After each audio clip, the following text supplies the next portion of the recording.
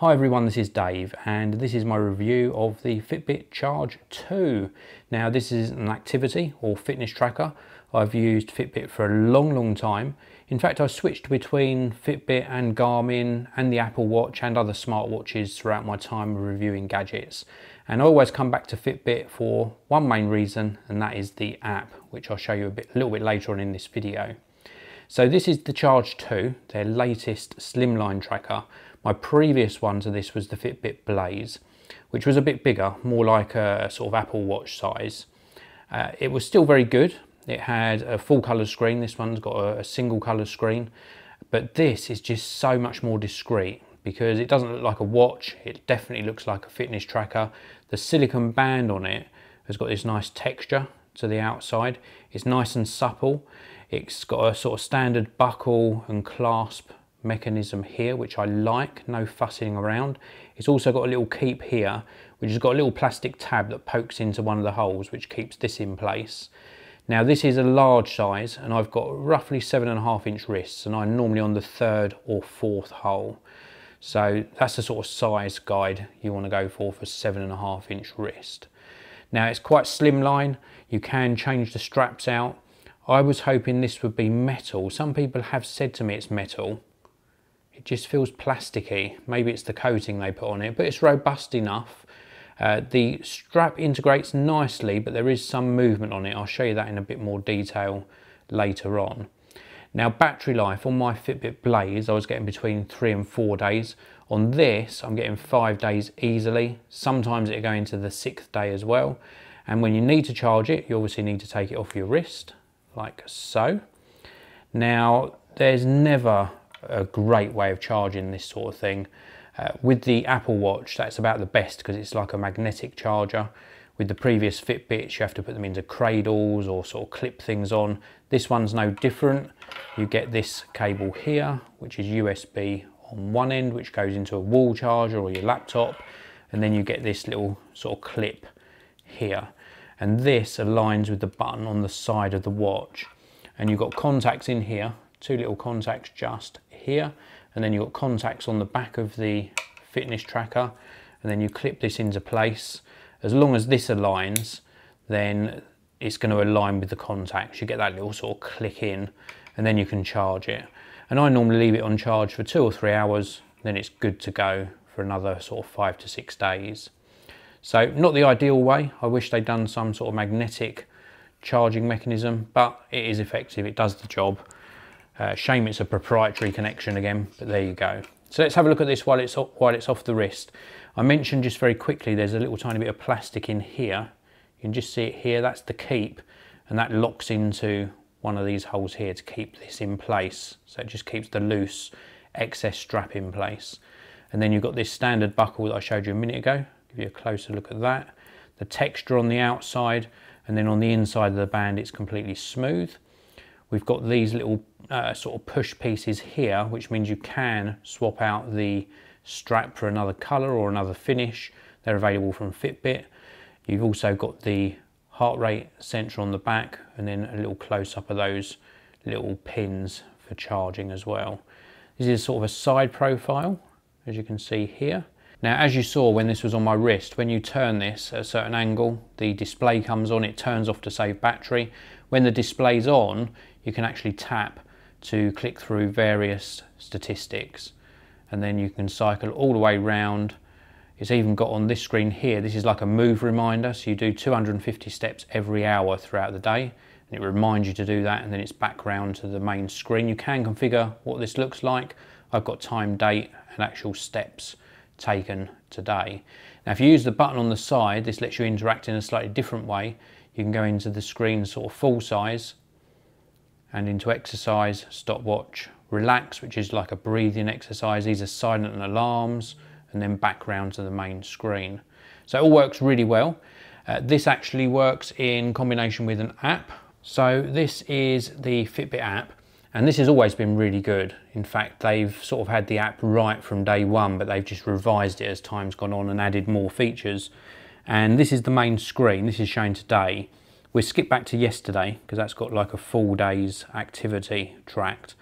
And you can see here it shows the steps, Also the floors climbed, total distance covered, calories burned, and active minutes, so 36 minutes of sort of exercise activity. We can also track exercise from within the app. It also shows my previous night's sleep, shows I was awake 1 times, 15 times, restless, total 6 hours 57 minutes. And you can set goals for all of these statistics as well. And if we go down sort of a little bit further, this shows the 250 plus steps per hour. This I find a little bit inaccurate at times. It does give you a reminder, like 10 minutes to go to reach your 250 step count. But even though I reach the 250, sometimes it doesn't register that quite accurately, in my opinion. We've also got resting heart rate, which obviously shows when you're wearing the tracker. And then we've got weight as well, which synchronises with their scales. I use a Garmin scale, so this is inaccurate. And then when you drink water or eat something, you can manually enter this in to this app as well. Now this auto synchronises throughout the day. Also when you start the app up, it pulls in across all the data. And then we've got various challenges we can enter. We can also push this plus button, and this allows us to log something as well. We can scan a barcode on food, for example. We've got a friends panel and an account panel. Now if we go back to just clicking on Charge 2, this shows you sort of the other trackers you've got synchronized with the device or connected. The blaze, which is currently in my editing room, so that's looking for that at the moment. If it was within range, it would obviously show here. We've also got the battery level, so if we click on Charge 2, it shows the battery as being full. And then these are the sort of settings that you can make for the fitness tracker. It's got so many settings now, it really is very, very good indeed. We can tell which hand we use, so I'm primarily right-handed, which wrist we've got it on, so I've got it on my dominant wrist, the clock face, so we can go in here and we can actually swipe through and choose a different clock face. Not many to choose from, I tend to just stick to this one, it's good for me.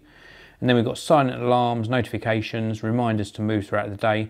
My main goal, which is a step count, customise the display, menu items, heart rate, exercise shortcuts, quick view, and the greeting it gives me on the watch, because it tries to give you encouragement throughout the day.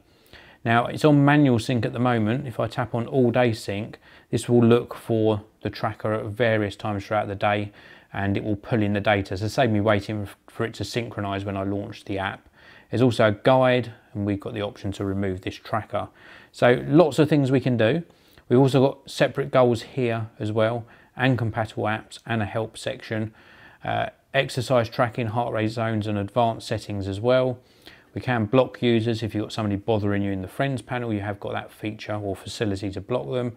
But the friends sort of interactivity is pretty good. I've got quite a few people on here now, and you just challenge each other. You can challenge each other, for example, to a weekend goal and see who actually gets the most steps or the most activity throughout the weekend. So the app is very, very good indeed. So I mentioned to you earlier in this video that one of the main things that attracts me to the Fitbit range is indeed the app. And I think this is a really well laid out app. It gives me access to all of the statistics that this tracks throughout the day, including my steps, my resting heart rate, and indeed my sleep pattern as well. Now, Fitbit have done a lot of tweaks to this over time, and I just think they've really done a fantastic job. With regards to the actual hardware, so this particular tracker, now if you've seen my videos about smartwatches, primarily the Apple Watch, I recently did my Apple Watch Series 2 update review as well. I don't get on with smartwatches because they replicate the notifications that I get on my smartphone. Now I know you can turn those off, but with a smartwatch it's meant to be, in air quotes, smart. But you know, if it's replicating everything that your smartphone does, then what's the point of the device? And if you turn off all of those features, what's the point of you having it? Whereas if you slim down the features of something, so this purely does tracking of your activity very, very well. You have got the option of switching on notifications, but they don't work that great. Its primary focus is on your activity. Then you get a much more sort of appealing device. I hope that makes sense. And to me, this is lightweight. So it looks like a very discreet fitness tracker. When I was wearing the Apple Watch, or indeed the Fitbit Blaze, and I was wearing that in combination with a traditional wristwatch, I haven't got one on today, but I normally wear a wristwatch as well, people were asking me, why have you got two watches on? Wearing something like this, which I have done for the past week, I haven't had that question once. People know from the shape of this that it is a fitness tracker. Now, I also mentioned this in my Apple Watch Series 2 review update, and that is that I really wish that Apple would produce or manufacture a fitness tracker. I think they could do the hardware right. I think they do a fantastic job on the software front as well. And that combination could be a winning combination and pull me away from using something like a Fitbit. But for now, this is fantastic. It doesn't need charging every night. I charge it every 5 days, 6 days you could get away with, but every 5 days is fantastic. And it just tracks everything I need it to track. It's very encouraging as well with the reminders to get up and move every hour. It also gives me my silent alarms. And for those of you who want notifications, you can enable those as well. So this is the best fitness tracker, in my opinion, at the moment. It also has the feature of using connected GPS. So if you're into doing running or walking and you want it to plot your route, it will connect to your smartphone's GPS if you take that with you. So it's just got a whole lot of features and it's just done very, very well indeed. Superb hardware, excellent app, a winner from Fitbit for sure. So that's it for this video. I hope you enjoyed it. If you've got any questions at all about the Fitbit Charge 2, leave them in the comment section below. Please do hit that like button and I'll see you in another video very soon.